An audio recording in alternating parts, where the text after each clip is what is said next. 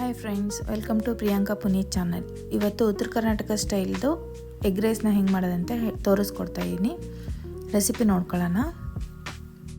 2 medium ಸೈಜಿನ ಈರುಳ್ಳಿ, ಕೊತ್ತಂಬರಿ, ಎಣ್ಣೆ, ಉಪ್ಪು, 2 ಎಗ್, ಅಚ್ಚ ಖಾರದ ಪುಡಿ ರುಚಿಗೆ ತಕ್ಕಷ್ಟು ನೋಡ್ಕೊಂಡು ಹಾಕ್ಕೊಬೇಕು. ಆಮೇಲೆ ಗರಂ ಮಸಾಲ ಮತ್ತು ಅರಿಶಿನ ಪುಡಿ. ಅನ್ನನ ಒಂದು ಪಾತ್ರೆಯಲ್ಲಿ ಎಣ್ಣೆ ಮತ್ತು ಉಪ್ಪು ಹಾಕಿ ನೀರಲ್ಲಿ ಬೇಯಿಸ್ಕೊಂಡು ಇಟ್ಕೋಬೇಕು. ಉದುರುದ್ರಾಗಿರಬೇಕು. ನಂತರ ಒಂದು ಮಿಕ್ಸಿ ಜಾರ್ಗೆ 3 ಮೆಣಸಿನ್ಕಾಯಿ, ನಾಟಿ ಬೆಳ್ಳುಳ್ಳಿ, ಶುಂಠಿನ ಹಾಕಿ ರುಬ್ಬಿಟ್ಕೊಬೇಕು.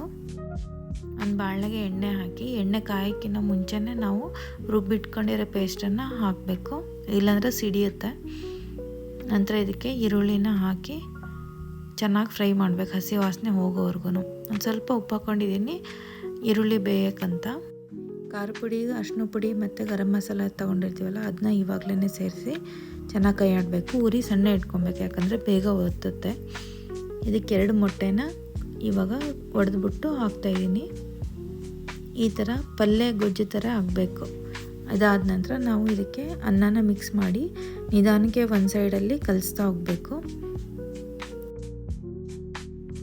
ಅನ್ನ ಪೂರ್ತಿ ತಣ್ಣಗಾಗಿರಬೇಕು. ರೂಮ್ ಟೆಂಪ್ರೇಚರಲ್ಲಿ ಬಂದರೆ ಸಾಕು.